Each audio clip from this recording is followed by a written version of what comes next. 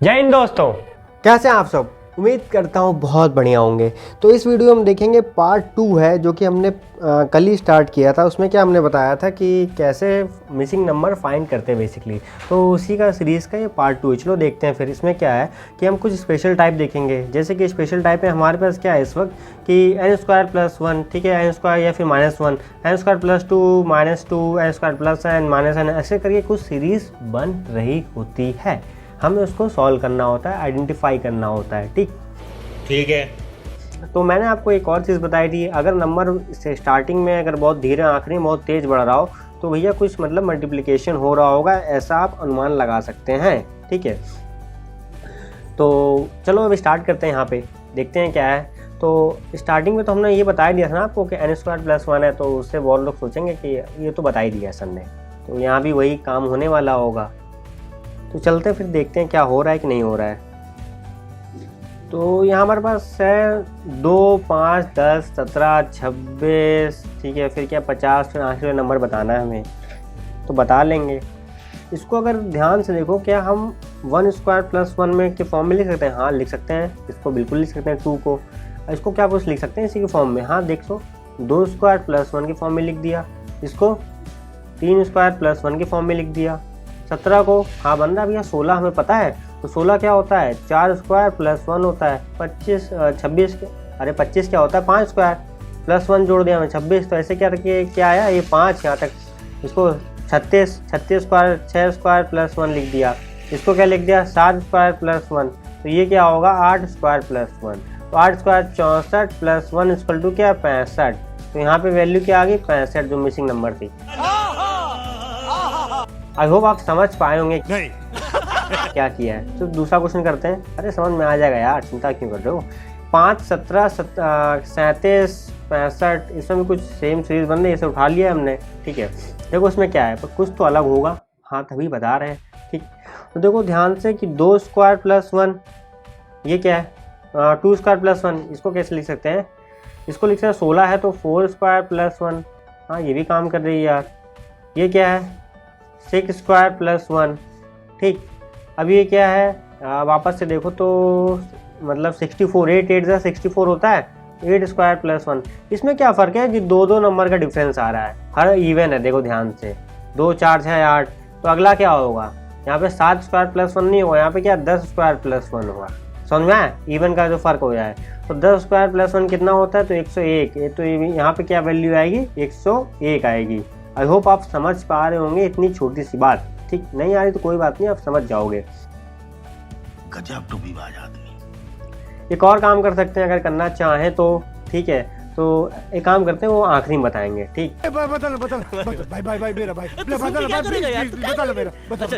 वो एक और मेथड होता है, पहले इस मेथड से समझा लें क्योंकि इजी पड़ेगा ये। ठीक, जिसको समझना पड़ेगा वो आखिरी में देख लेगा कि दोबारा दूसरा मेथड क्या होता है। यहाँ पे हमारे पास क्या है कि 2, 10, 26, 50, 22, 122, मतलब 82-122। ठीक, अब क्या करें हम? ध्यान से देखो, 1² + 1, ठीक, सीरीज में मेंटेन करनी है। 3² + 1, ये क्या है? 5² + 1। अरे बन गया भैया कि ऑड नंबर की सीरीज़ है। मतलब ऑड नंबर की सीरीज़ कैसे है कि n² + 1, मतलब n जो है n बिलोंग टू, यहाँ पे अरे बिलोंग टू सिंबल आप समझ, मैथमेटिक्स में इस्तेमाल होता है बेसिकली दिखाने के लिए। तो ऑड नंबर, ठीक है, तो n जितने भी होंगे वो किसका है? ऑड नंबर है यहाँ पे सारे। जैसे ये देखो 7² + 1, 7 7 जा 49 होता है, 7 7 से 49 + 1 1 क्या हो गया? ठीक, अब क्या है? 81। तो 9 9 81 किसे नहीं पता भैया? देखो मुझे नहीं पता। ठीक, तो यहाँ पे क्या होगा? ये वाला नंबर चेक करते हैं। भैया पूरी सीरीज सेम है तो यहाँ भी वही होगा, तो हम सीरीज करते हैं कि पर और नंबर है। तो अब क्या होगा? 11² + 1। अरे मैंने आंसर ही लिख दिया, सॉरी। ठीक, पर कोई बात नहीं, यहाँ पे मिसिंग होगा आखिरी डिजिट। तो 11² + 1 क्या? 11 क्या होगा? 121 + 1 क्या होगा? 122। तो 122 आंसर।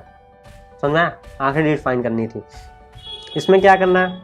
देखो इस वाले क्वेश्चन में क्या है कि अगर मैं ध्यान से देखूं कि 3² + 1 है, ये 2² + 1 है, काम नहीं बन रहा है यार।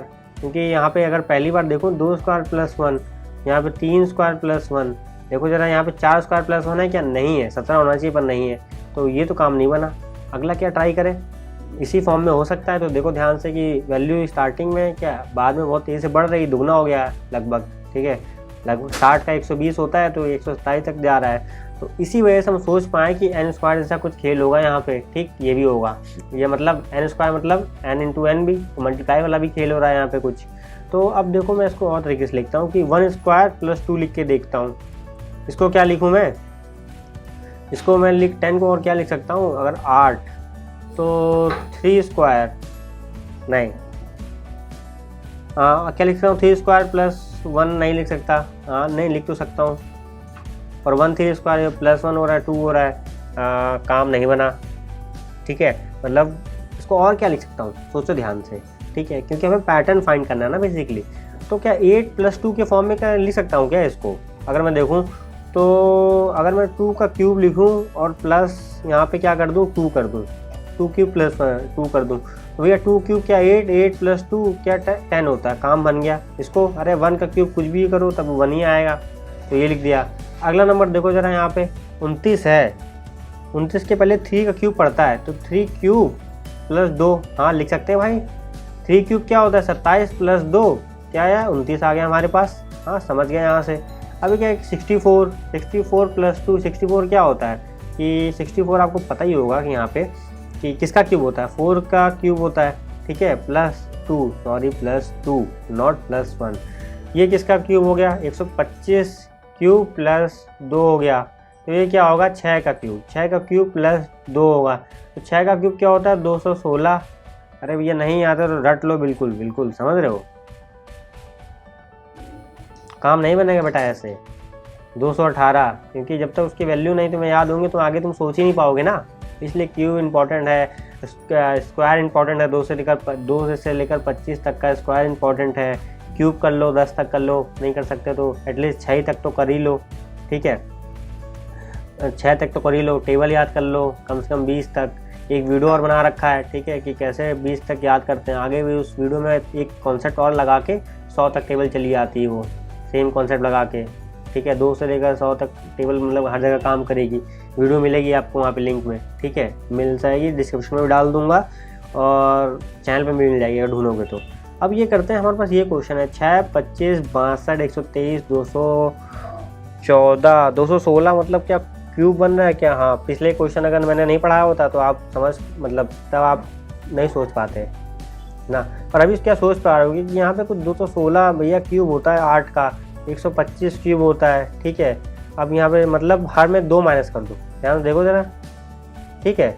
अब देखो जरा, हाँ अरे 8 का नहीं होता यार, ये 6 का होता है, सॉरी बोलने में बोल दिया, ध्यान दो, माफ करना, गुस्से में इधर उधर निकल जाता हूँ। 8 का क्यूब क्या होगा, नीचे कमेंट करो, ठीक है, कमेंट करो बिल्कुल। और ये क्या होगा 64 मतलब क्या है, 4 का क्यूब -2, हाँ भैया -2, 64 -2, ये क्या आ रहा है 25 आ रहा है, तो 25 मतलब कैसे आएगा, हाँ क्योंकि 27 3 का क्यूब होता है -2, 25 आ गया। अब ये 6 आ रहा है, 2 का क्यूब 8 -2, समझ गए आप तुम, तो वैल्यू क्या होगी 6 के बाद 7 का क्यूब, 7 का क्यूब -2, ठीक है। यहाँ समझ गए होगे बिल्कुल क्या वैल्यू आने वाली है, नीचे कमेंट करके बताना कि इसका आंसर क्या होगा, 7 क्यूब -2, ठीक है। बहुत ईजी यार, हमने सब बिल्कुल बचपन में पढ़ रखा है, तो कमेंट में सबका देखना चाहूँगा आंसर। अरे हाँ यार, एक और फॉर्मूला तो बताना तो भूल ही गया, चलो आओ बताते हैं, ठीक है।